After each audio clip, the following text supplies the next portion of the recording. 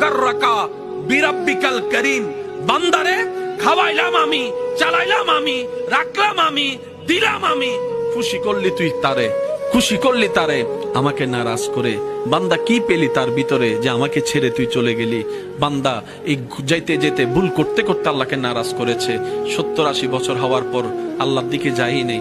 আল্লাহ পাক বলে, বান্দারে এখনো সুযোগ আছে, আয় আমার কাছে তওবা কর, আমার কাছে তওবা কর, আমার কাছে তওবা কর।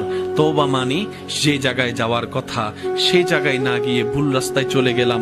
60 বছর পরে মনে পড়লো ভুল রাস্তায় আসছি, গাড়িটা আবার ব্যাক করে সে রাস্তার দিকে যাওয়ার নামই হচ্ছে তওবা। সেজন্য বলা হয় মানুষ মারা গেলে ইন্না লিল্লাহে ওয়া ইন্না ইলাইহির রাজিউন। মূল কথা কি, যেখান থেকে এসেছি সেখানেই ফিরে যাওয়া। মুরব্বীদের ভাষায় যদি গ্রাম্য ভাষায় বলতে হয়, যেখানের মাল সেখানে চলে গিয়েছে।